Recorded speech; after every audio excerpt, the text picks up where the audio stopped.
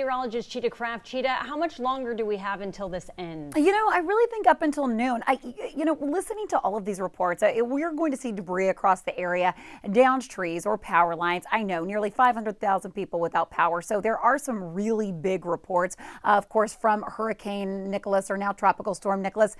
But really, for a Category 1 hurricane to make landfall just east of Matagorda Bay, tell you, we really came out on the clean side of things. Really, a lot of this is incredible. It could have been a whole lot worse of what really developed and transpired overnight into early this morning. Still a tropical storm at that. Max sustained winds at 60 miles per hour, even though the gusts and the winds around are already starting to weaken. Guys, look at this shot compared to what we were just looking at about an hour ago. Talk about improvements. Hello. Seawall Boulevard, it is still a mess, but look at even these palm trees. I know they're waving around, but not nearly as gusty as, again, what we were looking at just about an hour ago. We are actually going to continue to see most of this moisture work eastward, and you may even get a few breaks in the clouds by your lunchtime hour. As far as these winds go, they're still sustained around 29 miles per hour in Galveston, 29 mile per hour winds at the big airport, so that's still pretty strong there. I want to bring in meteorologist Tim Pandages. You know, even though we are seeing the center of circulation slowly move into the north and east,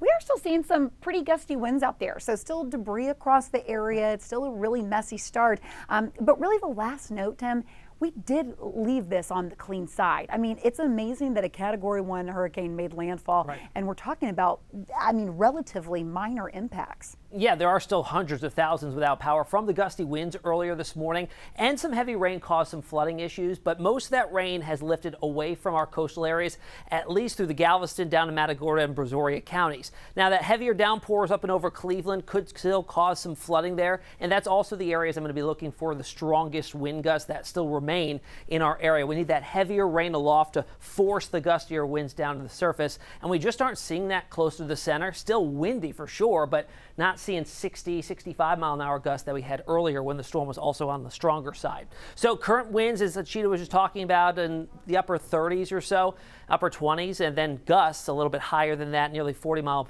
per hour wind gusts in Tomball, 21 out in Pearland. So those gusts are coming down a little bit. Future track here shows the heaviest rain heading into western Louisiana, and that's going to cause a significant flooding threat over the coming days. Here, maybe a scattered shower. I think this is overdone with the moisture. We'll probably even see a little bit of sunshine before the day is out today. We've been keeping tabs on the tidal gauges. All the rivers and bayous are fine. They were able to handle the water. However, with the tides and the higher tides and the onshore flow leading to storm surge, we saw these gauges climb to minor to moderate flooding. Now they're starting to come back down. However, the Manchester gauge still at major flooding, and that's the last one we're going to keep an eye on. Steph?